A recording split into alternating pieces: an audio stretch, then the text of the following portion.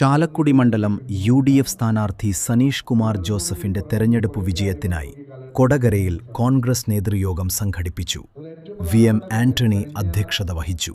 കോൺഗ്രസ് നേതാക്കളായ AB George, Deljith Neleli, VO Pailappan, Vinayan Thottappilly, MK Shine, സ്ഥാനാർത്ഥി Saneesh Kumar Joseph തുടങ്ങിയവർ സംസാരിച്ചു.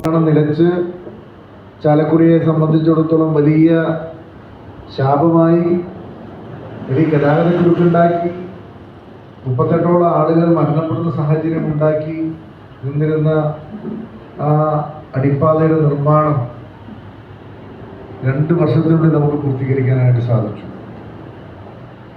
വലിയ പ്രതിബന്ധങ്ങളുണ്ടായിരുന്നു.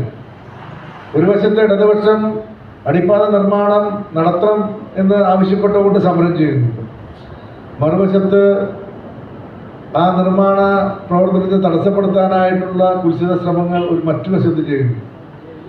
ഈ നാടിൻ്റെ വികസന പ്രവർത്തനങ്ങളെ തടസ്സപ്പെടുത്താൻ ബോധപൂർവമായ ശ്രമം ഉണ്ടായപ്പോഴും നമ്മൾ നടത്തിയ സമരങ്ങളിലൂടെ, നമ്മൾ നടത്തിയ ഇടപെടലുകളിലൂടെ ധീരമായ തീരുമാനങ്ങൾ നാഷണൽ ഹൈവേ അതോറിറ്റിയെ കൊണ്ട് എടുപ്പിച്ചുകൊണ്ട് ആ കരാറുകാരനെ വിത്ത് റിസ്ക് ആൻഡ് കോസ്റ്റിൽ മാറ്റി പുതിയ കരാറുകാരനെ ഏൽപ്പിച്ച് ആ നിർമ്മാണം നമുക്ക് പൂർത്തീകരിക്കാനായിട്ട് സാധിച്ചു.